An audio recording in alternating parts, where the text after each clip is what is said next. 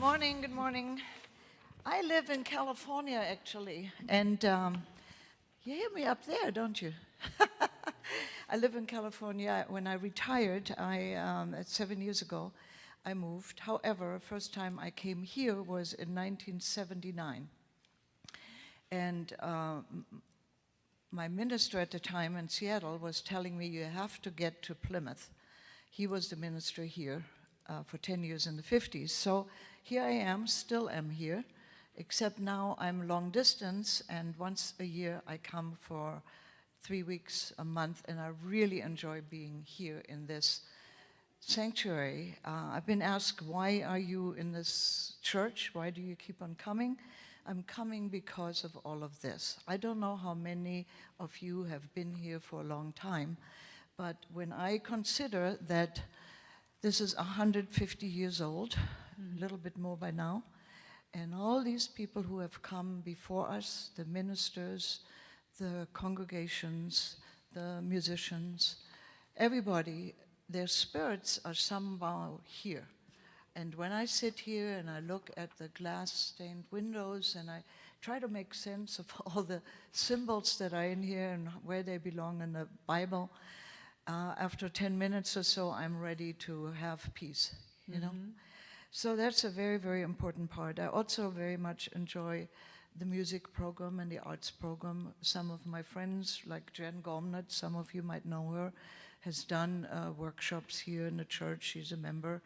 And I love the exhibits that you have in the Mayflower Room sometimes.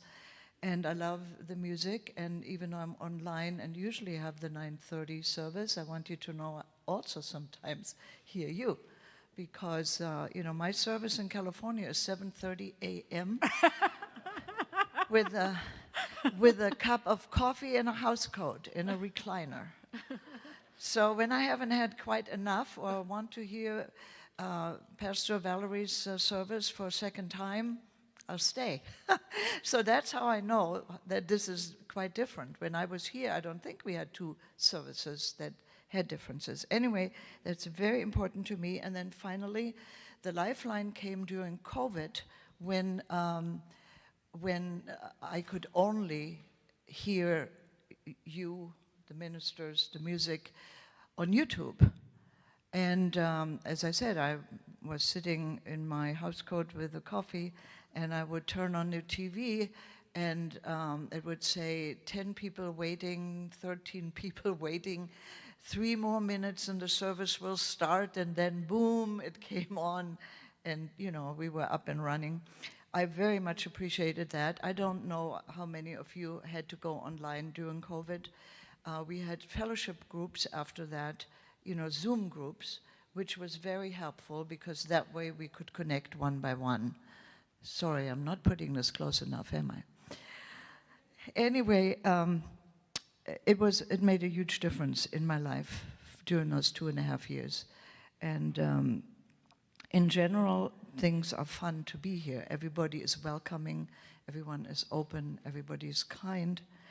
And I very much appreciate that. The one thing that I always marveled at, I'm interested in fashion. I had an apprenticeship in the fashion industry.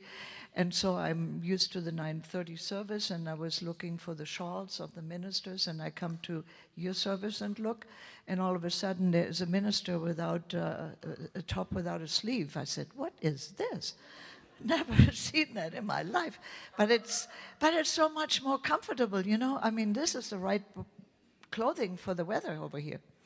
So anyway, I appreciate all of the things that are going on here, and obviously, as you might hear in the sermon, as you might have heard the last few weeks, all of it has to be financed one way or another. There's no church without money.